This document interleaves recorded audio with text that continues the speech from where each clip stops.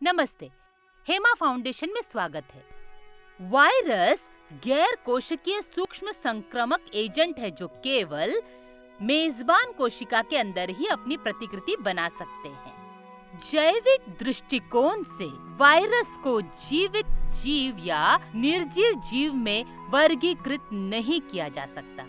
ये इस तथ्य के कारण है कि उनमें जीवित जीवों और निर्जीव संस्थाओं की परिभाषित विशेषताएं शामिल होती हैं।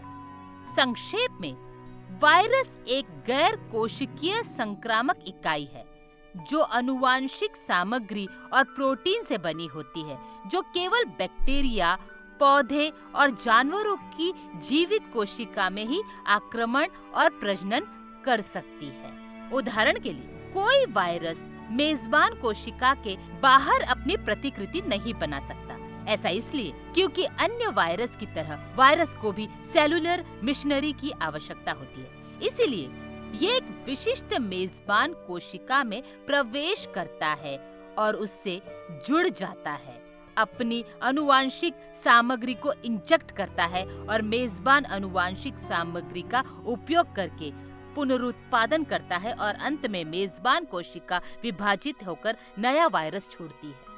वायरसेस को क्रिस्टलाइज भी किया जा सकता है, जो कोई अन्य जीवित जीव नहीं कर सकता। ये वे कारक हैं जिनके कारण वायरस को जीवित और निर्जीव के बीच में ग्रे क्षेत्र में वर्गीकृत किया जाता है।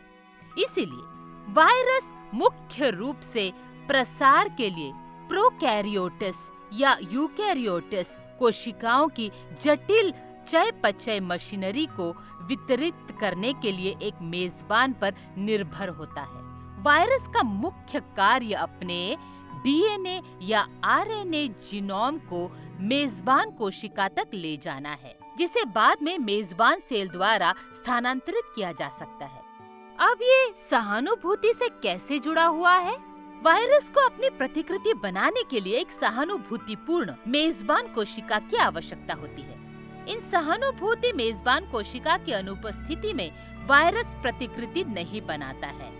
सरल है, कल्पना कीजिए कि आप मेजबान कोशिका हैं। सहानुभूति के वायरस को अंदर पनपने दीजिए ताकि वो दोहराया जा सके। सहानुभूति के लिए किसी भी चीज को दोहराने के लिए एक मानव मेजबान की आवश्यकता होती है। हम सहानुभूति के वायरस को प्रभावी ढंग से उत्पन्न करने और सद्भावना को चारों ओर फैलाने में सक्षम हैं।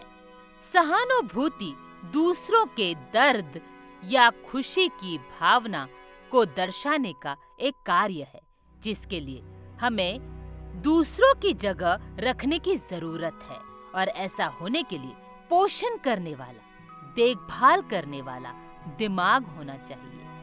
इस प्रकार हम ऐसी भावनाओं के मेजबान बन जाते हैं। अब नीचे दिए गए प्रश्नों का उत्तर देने का प्रयास करें। धन्यवाद।